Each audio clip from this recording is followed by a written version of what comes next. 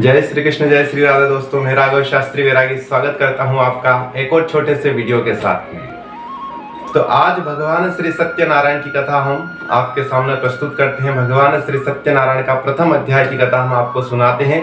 आप सभी से निवेदन है कि आप इस कथा को ध्यान पूर्वक सुने, क्योंकि इस कथा को जो कोई भी ध्यान पूर्वक सुनता है उसकी मन की इच्छाएं पूर्ण होती है। मुंह मांगा उसे भगवान सत्यनारायण वरदान प्रदान करते हैं। तो इसलिए इस कथा को आपको पूरा सुनना है। तो कथा प्रारंभ होती है प्रथम अध्याय से। एक बार 88,000 ऋषि महात्मा गण सभी मिलकर के परम पूजनीय श्री सूत जी महाराज के पास में जाते हैं। सूत जी महाराज के पास में जाकर के सूत जी को प्रणाम किया और उसके बाद में प्रश्न करते हैं कि हे सूत जी महाराज, आपने अनेक पुराणों की आपने रचना करी। आपने श्रीमद् भागवत, रामचरितमानस जैसे बड़े बड़े महान पुराणों की रचना करी है।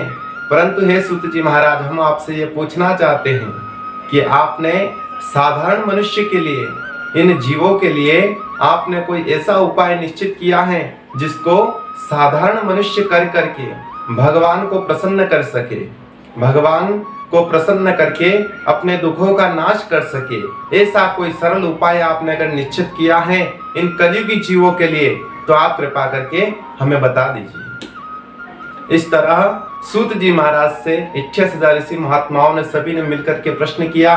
सूत जी महाराज बड़े प्रसन्न हुए और कहा कि हे ऋषि महात्माओं, सुनिए, आप सभी विराजमान हो जाइए। हम आपको भगवान श्री सत्यनारायण की कथा सुनाते हैं। आपने जो प्रश्न किया है उस प्रश्न का आपको उत्तर भी मिल जाएगा और आपको परम शांति की प्राप्ति होगी। इसलिए आप भगवान की कथा सुने, अपने अपने आसन पर विराजमान होवे और अपने गुरुदेव का ध्यान धारण करके, गुरु मंत्र का स्मरण करके भगवान श्री सत्यनारायण की यह कथा श्रवण करें। इस तरह सूत जी ने कहा। सभी ऋषि महात्मा गण विराजमान हो जाते हैं। सूत जी कथा प्रारंभ करते हैं और कहते हैं कि हे ऋषि महात्माओं, आप लोगों ने जो प्रश्न किया है कलयुग जीवों के कल्याण के लिए, साधारण मनुष्य के कल्याण के लिए आपने अगर प्रश्न पूछा है, तो सुनिए, यह प्रश्न आज से कई वर्षों पहले पूछा गया है। यह प्रश्न आज का नहीं है, यह पहले भी पूछा गया है। वो कथा हम सुनाते हैं। तो सूत जी महाराज कहते हैं कि ऋषियों, भगवान लक्ष्मी नारायण से नारद जी महाराज ने यही प्रश्न किया था। वह कथा हम आपको सुनाते हैं, सुनिए। एक बार नारद जी महाराज 14 भवनों में भूमंडल में घूमते हुए इस पृथ्वीलोक पर आते हैं। पृथ्वीलोक पर आकर के इस मनुष्य लोक में नारद जी महाराज मन में विचार करते हैं कि भगवान श्री हरि नारायण ने इस पृथ्वी का निर्माण किया है, भगवान नारायण ने इस पृथ्वी को बनाया है और यहाँ के जीवों की रचना भी भगवान नारायण ने करी है। तो मैं देखूं, घूम करके देखूं तो सही कि यहाँ के जीव, यहाँ के मनुष्य किस तरह से रहते हैं, इनको कोई दुख तो नहीं है। ऐसा मन में सोच करके नारद जी महाराज इस पृथ्वीलोक पर घूमते हैं। नारद जी महाराज घूम घूम करके देखते हैं तो नारद जी महाराज बड़े दुखी हो जाते हैं। दुख का कारण यह था कि नारद जी महाराज को इस पृथ्वीलोक पर कोई भी सुखी व्यक्ति नहीं मिला।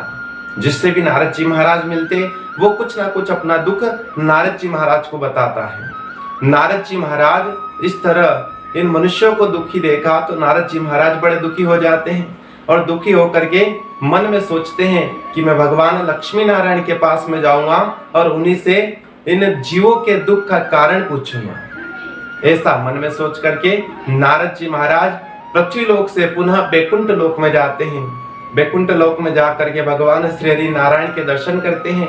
ऊंचे से सिंहासन पर भगवान लक्ष्मी नारायण विराजमान है, पास में माता लक्ष्मी विराजमान है। जय और विजय उनका जय जयकार कर रहे हैं। ऐसा स्वरूप देख करके नारद जी महाराज उनका स्वागत करते हैं। नारद जी महाराज भगवान का प्रार्थना करते हैं कि हे प्रभु, हे परमपिता, आप तो जीव के कल्याणकारी हो, आप तो जीवों को सुख प्रदान करने वाले हो, आप इस पृथ्वी को बनाने वाले हो और आप इस सर्व कारणों के कारण हो।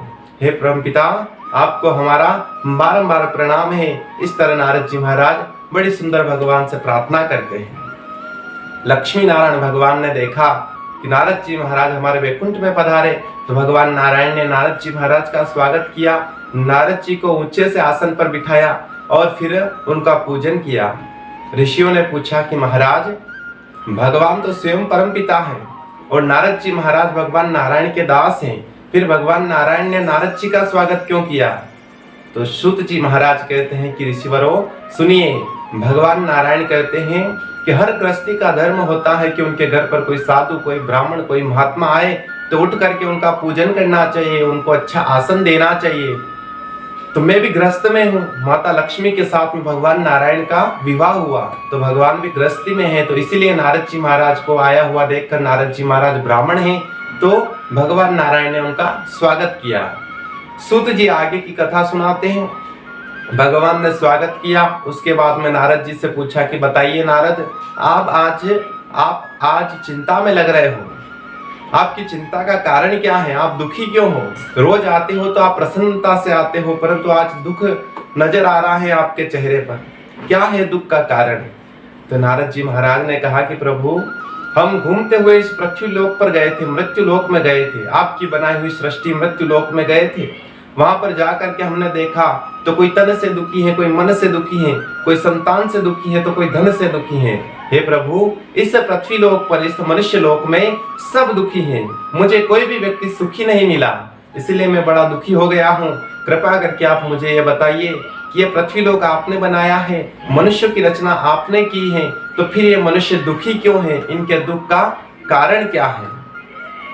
नारद जी ने इस तरह प्रश्न पूछा तो भगवान ने कहा कि नारद सुनो, मनुष्य का जीवन मैं उसे प्रदान करता हूँ, परंतु मनुष्य का कर्म ही निर्धारित करता है उसके सुख और दुख का।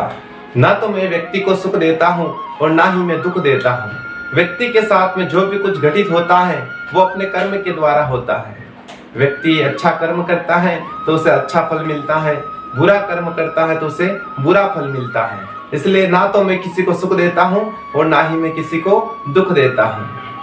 नारद जी महाराज ने सुना तो नारद जी महाराज ने कहा कि हे प्रभु, ये बात तो हमें समझ में आ गई, परंतु अब ये व्यक्ति, ये मनुष्य सुखी कैसे हो सकते हैं, इसका क्या उपाय है? अगर कोई उपाय आपने निश्चित किया हो तो कृपा करके बताइए, जिससे अपने दुखों का नाश कर सके और धर्म की ओर बढ़ सके। इस तरह पूछा तो भगवान नारायण ने कहा कि सुनिए नारद जी महाराज, आपने पूछा है तो हम आपको एक उपाय बताते हैं। हम स्वयं सत्य हैं और स्वयं नारायण भी हैं, इसलिए अगर व्यक्ति चाहे तो हमारे नाम का एक पूजन कर सकता है, जिसका नाम है सत्यनारायण भगवान का पूजन। व्यक्ति इस पूजन को करके अपने दुखों का नाश कर सकता है, सुख संपदा, ऐश्वर्यता, संपन्नता और यश और पद और प्रतिष्ठा को वो प्राप्त कर सकता है। तो नारद जी ने पूछा कि हे प्रभु, ये पूजन किस तरह होगा और किस दिन ये पूजन करना होगा, इसका विधान क्या है, ये सब बताइए विस्तार पूर्वक।